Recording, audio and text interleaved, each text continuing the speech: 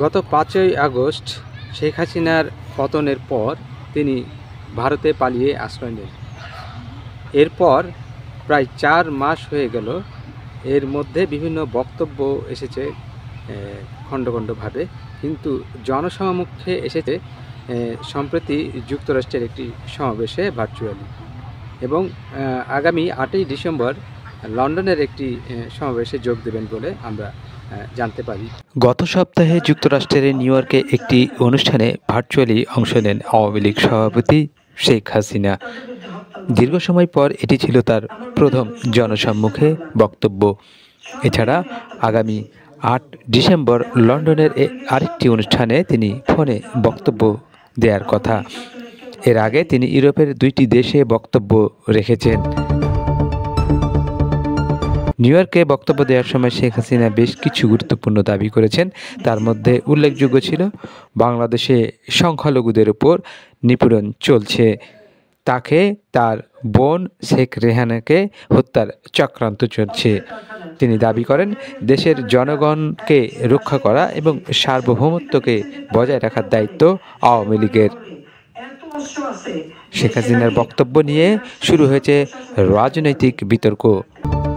বিএনপির স্থায়ী কমিটির সদস্য সালাউদ্দিন আহমেদ বলেছেন, শেখ হাসিনা যা বলছেন তা বিদ্বেষমূলক এবং দেশের স্বাধীনতা স্থিতিশীলতার জন্য হুমকিস্বরূপ। এটি রাজনীতি নয়, বরং বিভ্রান্তি তৈরি করার চেষ্টা। গণসংহতি আন্দোলনের প্রধান সমন্বয়কারী জোনায়েদ সাকি আরও এক ধাপ এগিয়ে বলেছেন, দেশে গণহত্যার পর পালিয়ে গিয়ে এখন আর শেখ হাসিনার রাজনীতি করার নৈতিক অধিকার নেই।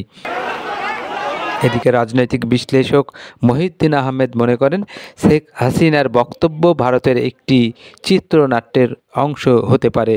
ভারতের কৌশলগত অর্থনৈতিক সুবিধা পরিবর্তন হয়ে যাওয়ার পরিস্থিতি পাল্টাচ্ছে। শেখ হাসিনার সক্রিয়তা এর একটি অংশ হতে পারে। তাহলে কি ভারত বাংলাদেশের সম্পর্কের টানাপোড়েনের নতুন মাত্রা যোগ করছে শেখ হাসিনার বক্তব্য? সাম্প্রতিক সময়ে আন্তর্জাতিক অপরাধ ট্রাইব্যুনাল থেকে শেখ হাসিনার বক্তব্য গণমাধ্যম ও সামাজিক যোগাযোগ মাধ্যমে প্রচার নিষিদ্ধ করা হয়েছে। আওয়ামী লীগ নেতারা একে বাক স্বাধীনতা হরণ বলে সমালোচনা করছেন। তবে বিএনপি বলছে এই আদেশ সঠিক ও সমর্থনযোগ্য। তাহলে প্রশ্ন হচ্ছে, শেখ হাসিনার এই সক্রিয়তা কি ইঙ্গিত বহন করছে? শেখ হাসিনা এবং আওয়ামী লীগ এর পরবর্তী পদক্ষেপ কী হবে, বা পরবর্তীতে তারা কোন দিকে ধাবিত হচ্ছে এবং তারা আবার রাজনীতিতে সক্রিয় হচ্ছেন কিনা, এই সব কিছু জানতে আমাদের আরও অপেক্ষা করতে হবে। ধন্যবাদ।